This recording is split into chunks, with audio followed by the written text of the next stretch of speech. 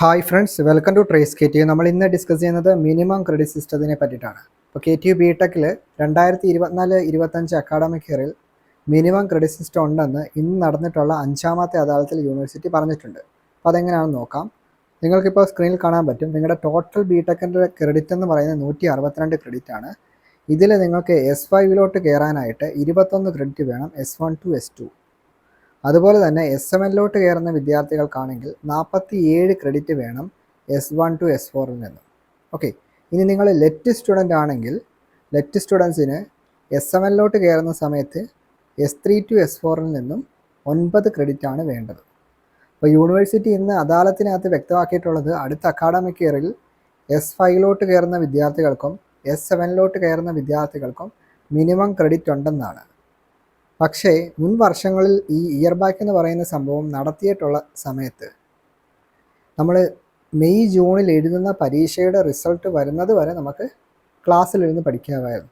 എന്നാൽ ഇന്നത്തെ അദാലത്തിൽ യൂണിവേഴ്സിറ്റി അധികൃതർ പറഞ്ഞിട്ടുള്ളത് മെയ് ജൂണിൽ നിങ്ങൾ എഴുതുന്ന സപ്ലിമെൻ്ററികളുടെ റിസൾട്ട് പരിഗണിക്കില്ല എന്നാണ് പറഞ്ഞിട്ടുള്ളത്.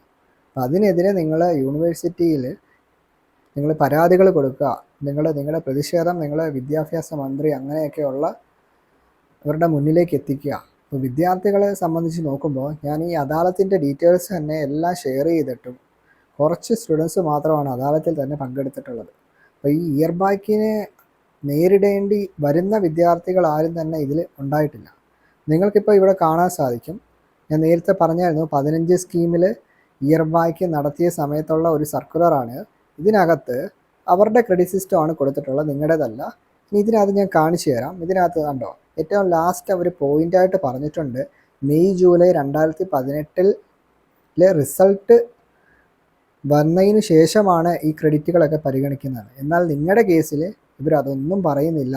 നിങ്ങളിപ്പോൾ മെയ് ജൂണിൽ എഴുതുന്ന പരീക്ഷയുടെ റിസൾട്ട് വരുന്നതിന് മുന്നേ തന്നെ നിങ്ങൾക്ക് ഇയർ ബാക്ക് നടത്തുമെന്നാണ് യൂണിവേഴ്സിറ്റിയുടെ സൈഡിൽ നിന്നുള്ള അറിയിപ്പ്. ഓക്കെ, ഇനി അന്ന് വിദ്യാർത്ഥികളപ്പോൾ ഇവരുടെ റിസൾട്ട് 2015 സ്കീമിൻ്റെ കേസാണ് പറയുന്നത്. അന്ന് റിസൾട്ട് വന്നതിന് ശേഷം പിന്നെയും സമരം ചെയ്തു.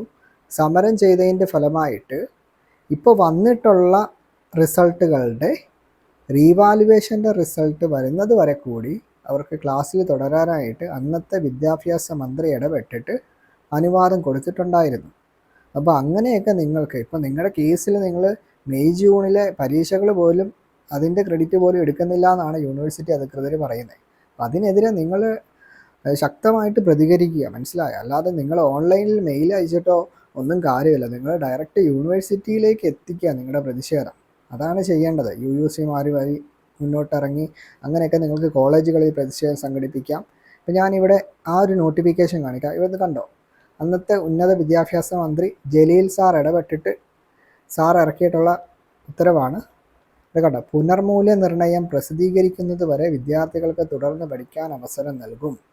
ഇതിനകത്ത് അവസാനം കൊടുത്തിട്ടുണ്ട്, പുനർമൂല്യനിർണ്ണയത്തിൽ പരാജയപ്പെടുന്നവർക്ക് തുടർ പഠനത്തിനുള്ള അവസരം നഷ്ടപ്പെടുന്നതാണ്. അപ്പോൾ ഇക്കാര്യം ഉറപ്പ് നൽകി വിദ്യാർത്ഥികളും രക്ഷകർത്താക്കളും സമ്മതപത്രം നൽകണമെന്നും പറയുന്നുണ്ട്. അപ്പോൾ ഇങ്ങനെയായിരുന്നു 2015 സ്കീമിൽ ഇയർ ബാക്ക് ഉണ്ടായിരുന്ന സമയത്തെ സിറ്റുവേഷൻ. എന്നാൽ ഇപ്പോഴത്തെ സിറ്റുവേഷൻ എന്ന് പറഞ്ഞു കഴിഞ്ഞാൽ വിദ്യാർത്ഥികൾ തന്നെ ഇതിന് മുന്നിട്ടിറങ്ങുന്നില്ല. അപ്പോൾ നിങ്ങൾക്ക് എന്തെങ്കിലും ഇഷ്യൂസ് ഉണ്ടെങ്കിൽ നിങ്ങളാണ് ഇതിനെതിരെ പ്രതികരിക്കേണ്ടത്. പക്ഷെ അദാലത്തിലും ആരുമില്ല, ഒന്നും തന്നെ. ഞാൻ എന്തും വേണ്ടി അദാലത്തിൻ്റെ ഡീറ്റെയിൽസ് കാര്യങ്ങളൊക്കെ നമ്മുടെ ഇൻസ്റ്റഗ്രാം പേജിലൂടെ ആണെങ്കിലും യൂട്യൂബ് ചാനലുകളുടെ ആണെങ്കിലും എല്ലാം ഷെയർ ചെയ്യുന്നുണ്ട്. പക്ഷെ ആരും അത് സീരിയസ് ആയിട്ട് എടുക്കുന്നില്ല.